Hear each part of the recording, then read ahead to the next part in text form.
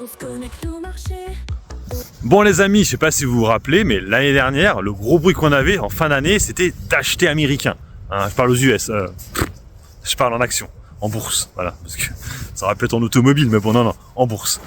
Et c'est vrai que pour l'instant, ça ne se vérifie pas. Hein. Sur un mois, le Nasdaq et le Dow Jones font beaucoup moins bien que le CAC 40.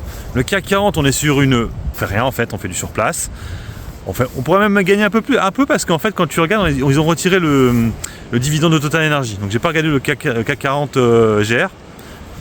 Mais par contre, pour ce qui est des US, c'est pas beau. Hein. C'est en grosse baisse, hein, moins 4 et moins 4 pour le Dow Jones et le Nasdaq.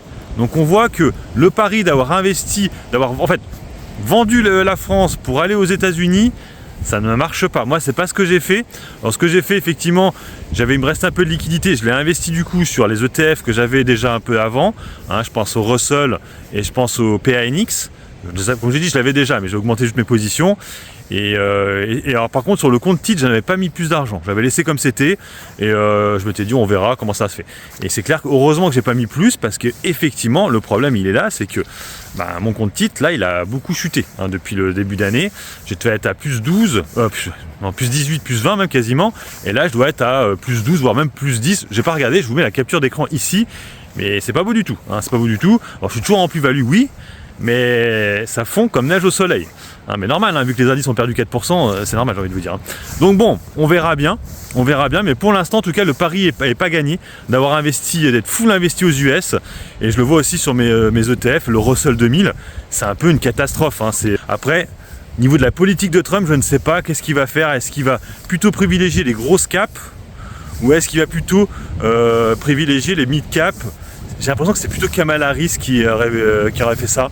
Bon, en tout cas, pour l'instant, le Russell 2000 sous-performe complètement. C'est comme ça. Le PANX, ça va. En tout cas, on notera que le CES de Las Vegas n'a pas du tout boosté les valeurs tech américaines. Ça a été même plutôt l'inverse. Par contre, attention avec la France, parce que la semaine prochaine, on va avoir les budgets, les trucs comme ça. Ils vont commencer à parler un peu de budget, je pense, avec la profession de foi, on va dire, de Bayrou.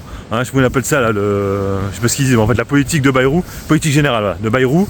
Et là, ça risquerait de nouveau peut-être un peu avoir des stupeurs en France, et du coup rechuter de nouveau. Et peut-être les États-Unis, peut-être, eux, être dans le vert avec la spéculation sur l'arrivée de Trump qui sera la semaine d'après. Hein, par contre, faites attention aussi à les taux américains qui pourraient ne peut-être pas descendre, même si on a vu que l'inflation était plutôt pas mal. Mais là, il y a un bruit qui dirait que peut-être que cette année, on n'aurait qu'une seule fois une baisse des taux de la Fed.